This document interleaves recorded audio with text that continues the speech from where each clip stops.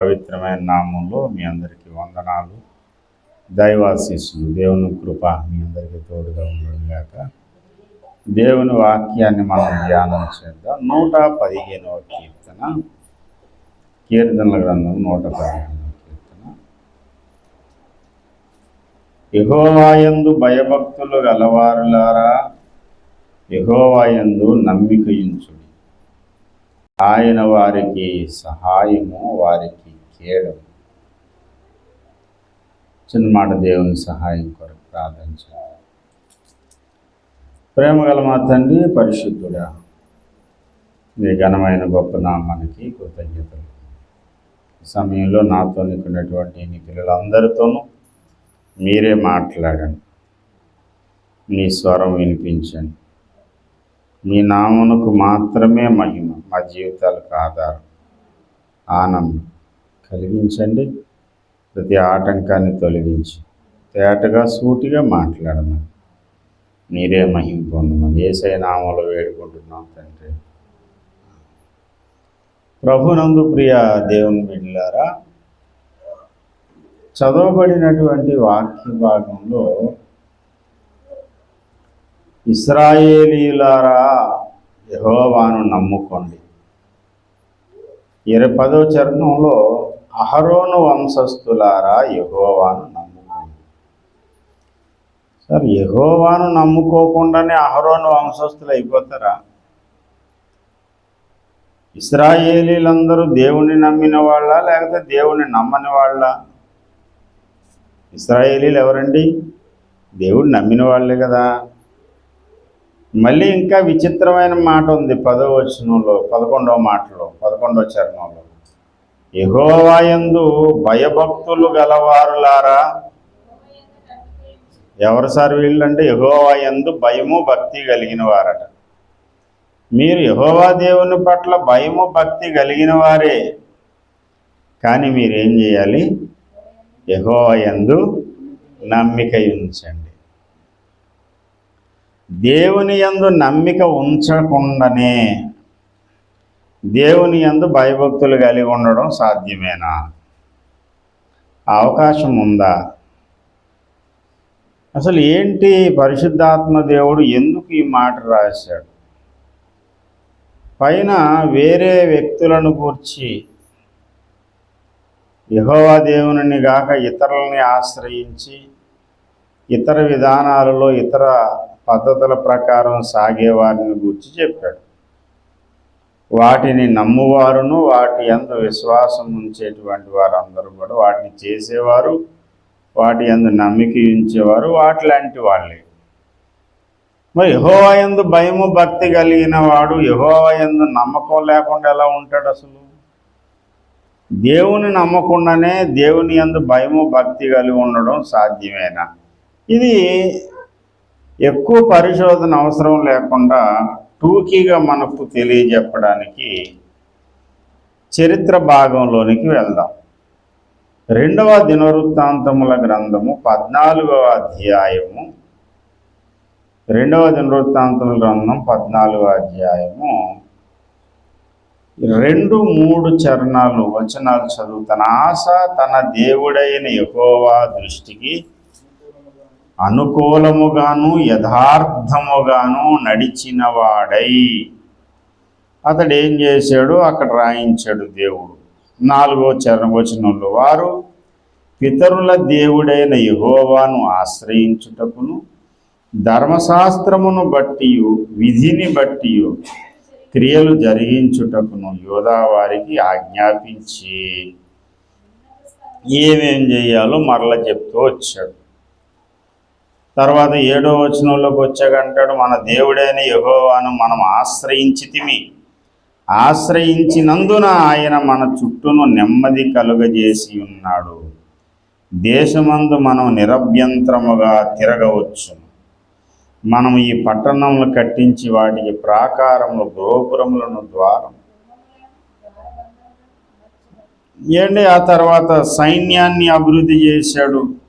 3 లక్షల మంది యోధావారు, 2,80,000 మంది బెన్యామీనీలు, అంటే 5,80,000 మంది సైన్యం ఇతనుకున్నారు. దేవుణ్ణి ఆశ్రయించినటువంటి భక్తుడు కష్టకాలం వచ్చిందా దేవుని మాట, దేవుని సన్నిధిని వెతుకుతాడు. యేసయ్య, యెహోవా దేవా మా పక్షంగా దిగిరా అని ప్రార్థనలు చేస్తాడు. తన మీదకు 1000 సైన్యము దండెత్తి వచ్చారు. అంటే వేవేలగా లక్షలాది మంది సైన్యం దండెత్తి వచ్చారు. 300 ఇనుప రథాలతో వచ్చారు. వాళ్ళు వచ్చినప్పుడు ఈ ఆస దేవునికి మొర్ర పెట్టాడు. 11వ వచనంలో ఉంది, ఆస తన దేవుడైన యెహోవాకు మొర్రపెట్టి, యెహోవా, విస్తారమైన సైన్యము చేతిలో ఓడిపోకుండా బలము లేని వారికి సహాయము చేయుటకు నీకన్నా ఎవరునూ లేరు.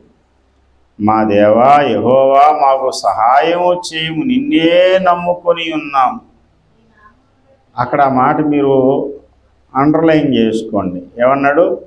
నిన్నే నమ్ముకొని ఉన్నాం, నీ నామమును బట్టి ఈ సైన్యమును ఎదిరించుటకు బయలుదేరి ఉన్నాం.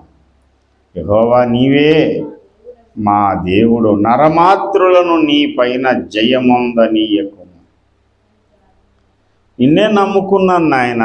ఈ 1000 మంది సైన్యం దండెత్తి వచ్చారు, కానీ ఆ సైన్యం నా దరికి రాలేదు, నన్నేం చేయలేదు. నీ మీద వారిని జయమొందనీయకు. యుద్ధం చేసేది నేను కాదు, నాకు వచ్చే జయము అపజయం అన్నీ నీయే అని సమస్తము దేవునికి అప్పచెప్పుకుని దేవుని సన్నిధిలో నడిచిన వాడు ఈ ఆస అనేటువంటి భక్తుడు. కానీ ఆసాను గూర్చి దీర్ఘదర్శి అయిన హనాని అనేటువంటి ఆయన ఏమంటున్నాడో చూడండి. 9వ వచనంలో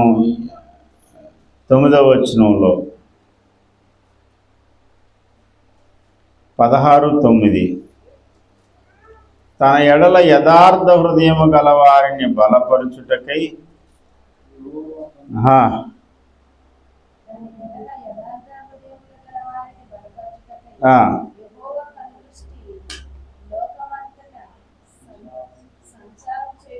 పదహారవ అధ్యాయం 7 నుంచి చదివితే మనకు విషయం అంతా అర్థం అవుతుంది.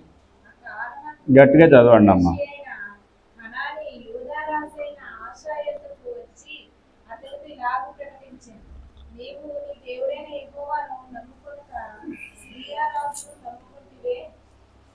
నువ్వెవరిని నమ్ముకున్నావు? నీ దేవుడైన యెహోవాను నమ్ముకోలేదు. నమ్ముకోకుండా ఏం చేసావు? 14వ అధ్యాయం 11వ వచనంలో నిన్నే నేను నమ్ముకున్నాను అని దేవుని సన్నిధిలో చెప్పాడు. కానీ 16వ అధ్యాయంలోకి వచ్చేసరికి ప్రవక్త ఈ ఆశాను పట్టుకొని ఏమన్నాడంటే, నువ్వు దేవుణ్ణి నమ్మలేదు. ఇతడు దేవుణ్ణి నమ్మినవాడా నమ్మనివాడా? ఆశ దేవుని నమ్ముకున్నవాడా నమ్మలేనివాడా చెప్పండి. మరి నువ్వు దేవుణ్ణి నమ్ముకోలేదని ఎందుకు అన్నాడు? మరి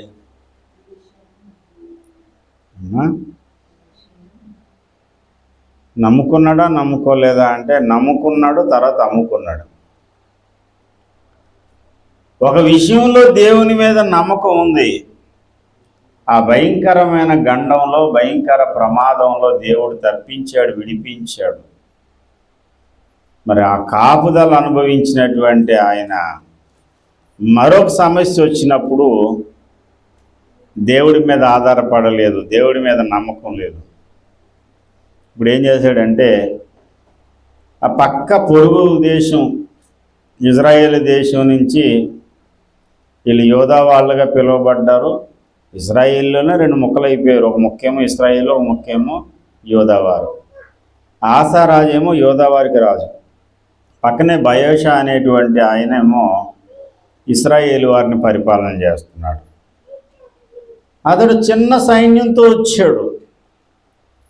వచ్చినప్పుడు మరి పెద్ద పెద్ద సైన్యం వచ్చినప్పుడు దేవుడు విడిపించాడు కదా, గొప్ప విజయాన్ని దేవుడు ఇచ్చాడు కదా. అదంతా మరిచిపోయి సిరియా రాజుకు డబ్బులు ఇచ్చి నువ్వు వచ్చి నన్ను కాపాడాలని చెప్పి అతన్ని బతిమాలుకున్నాడు. ఇప్పుడు ప్రవక్త అయిన హనానీ వచ్చి అంటున్నాడు, నీకంటే బలములోను శక్తిలోను బహు విస్తారమైన రథములు రౌతులు కలిగిన కూషీలు లూబీలు అను గొప్ప దండు వచ్చి తిరిగదా.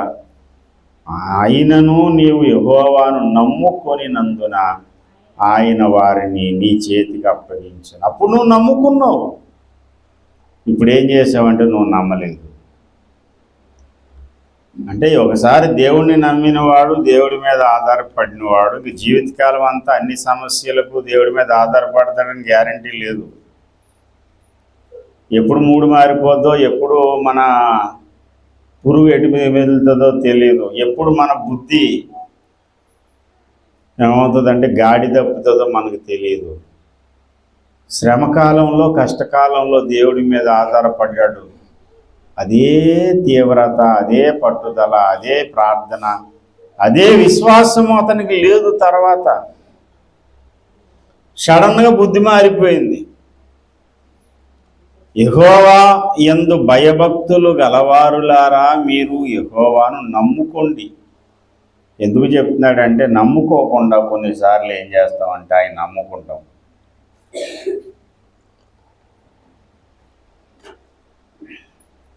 ఎన్నో ప్రమాదాల నుండి కాపాడి, ఎన్నో గడ్డు పరిస్థితుల నుంచి మనల్ని గండాల నుంచి తప్పించిన దేవుణ్ణి పక్కన పెట్టి వ్యర్థమైన దాని కొరకు మనం ప్రాకులాడుతూ ఉంటాం. ఏటి వ్యర్థమైంది అంటే మనుషుల సాయము వ్యర్థము, మనుషుల యొక్క సహాయం వ్యర్థము. యెహోవాను నమ్ముకొనుట శ్రేష్టమైనది. మనుషులను నమ్ముట కంటే యెహోవాను నమ్ముకొనుట శ్రేష్టం, మేలు. ఆ మేలైంది శ్రేష్టమైందని పక్కన పెట్టి వ్యర్థమైన దాని కొరకు ప్రాకులాడుతూ ఉంటాం. ఇలాంటి దౌర్భాగ్యమైన పరిస్థితి మన జీవితంలో ఏర్పడుతుంది కనుకనే ఈ దౌర్భాగ్యమైన పరిస్థితి అని నేను ఎందుకన్నానంటే, ఈ విషయంలో నువ్వు మతి తప్పి ప్రవర్తించితివి అంటాడు. 9వ వచనం 16:9 చదవండి మరలా.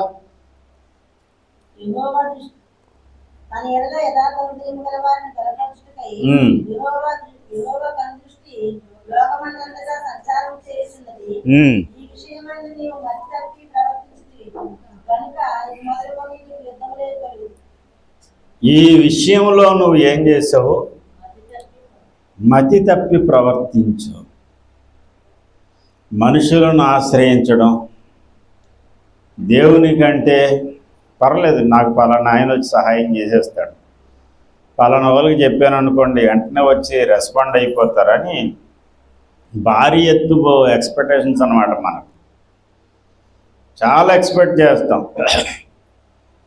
తీర వాళ్ళు తుస్మనిపించారు. ఎందుకనంటే నువ్వు నమ్మింది మనుషుల్ని. సిరియా రాజు వచ్చేదో సహాయం చేసేస్తాడని ఒక అన్యుడి మీద ఆధారపడితే వాడు వచ్చి చేసింది ఏది లేదు. అది మొదలుకొని ఆశ అనేటువంటి రాజుకి అన్ని యుద్ధాలే. యుద్ధకాలంలో దేవుడి మీద ఆధారపడిన వ్యక్తి మతి తప్పి ప్రవర్తించి మరిన్ని యుద్ధాలు తెచ్చుకుని రోగిష్టై మంచం ఎక్కాడు. దేవుడు ఈ రోగం ద్వారానన్నా బుద్ధి తెచ్చుకుంటాడేమో అనుకుంటే ఆ రోగ సమయంలో అతడు వైద్యుల్ని పట్టుకున్నాడు, కానీ యెహోవా యందు విచారణ చేయలేదు. ఆ మాట దేవుడు రాశాడు. యెహోవా యందు విచారణ చేయక వైద్యులను పట్టుకొనెను. వైద్యం చేయించుకోవడం తప్పేం కాదు, కానీ దేవుని మీద ఆధారపడలేదు. మారు మనసు అనేది పొందలేదు, పశ్చాత్తాపం అనేది చెందలేదు. పశ్చాత్తాపడకుండా, మారు మనసు పొందకుండా తన మూర్ఖతను అతడు అవలంబిస్తూనే తాను చేసింది తప్పు అని ఎత్తి చెప్పినటువంటి దైవజనుడైనటువంటి హనానీని జైల్లో కూడా వేయించాడు, రౌద్రం చూపించాడు. 16:10 చదువుతారా? ఆ దీర్ఘదర్శి అట్లు ప్రవచించినందున ఆసా అతని మీద కోపగించి రౌద్రం చూపి అతని బందీలో అగ్నిగుండంలో వేసింది. అదియుగాక ఆ సమయమందే ఆశ జనులలో కొందరిని బాధపరిచింది. మరి ఏమైందో తెలియదు. హనానీని తీసుకెళ్ళి జైల్లో వేయించి జనంలో కూడా కొంతమందిని బాధపరిచాడంట. ఎందుకంటే మతి తప్పింది. ఇలాంటి ప్రమాదకరమైన పరిస్థితులు దాపరిస్తాయి. యెహోవాయందు భయభక్తులు కలిగి ఉండడం సరిపోదు. దేవుడంటే నాకు భయము భక్తి అండి. మరి ఆ భయము భక్తి కలిగిన వాడు ఏం చేయాలంటే అన్ని విషయాలలో కూడా దేవుణ్ణి నమ్మాలి. భయంకరమైన రోగాల నుండి సమస్యల నుండి విడిపించిన దేవుడు చిన్న సమస్యల నుంచి విడిపించడా? ఒకప్పుడు మనకు చాలా డబ్బులు అవసరం, చాలా సమస్య మన ముందుంది, మోకరించి ప్రార్థన చేశాం. ప్రార్థన చేసినప్పుడు దేవుడు సహాయం చేశాడు. ఇప్పుడు మరలా సమస్య వచ్చింది. ఇప్పుడు భూత వైద్యుని పట్టుకోవాలా, లేకపోతే వాస్తు సిద్ధాంత దగ్గరికి వెళ్ళాలా, లేకపోతే ఇంకొకటి దగ్గరికి వెళ్ళాలా? ఎక్కడికి వెళ్తే సమస్య పరిష్కారం దొరుకుతుంది? గత కాలంలో నీకు ఎలాంటి శ్రమలోనైనా కాపాడిన దేవుడే ఇక ముందు కూడా నిన్ను కాపాడుతాడని నమ్మగలగాలి. అలా నమ్మడం పేరే ఏంటి? విశ్వాసం. దేవునికి స్తోత్రం. విశ్వాసం అంటే ఏంటంటే అన్ని సమయాలలో ఎలాంటి పరిస్థితుల్లోనైనా దేవుడు నాకు సహాయకుడు. మనం చదువుకున్న మూలవాక్యంలోనికి వద్దాం. యెహోవాయందు భయభక్తులు గలవారులారా మీరు ఆయనను నమ్ముకొనండి. చదువుతారా? మూలవాక్యం గట్టిగా చదవండి అమ్మా.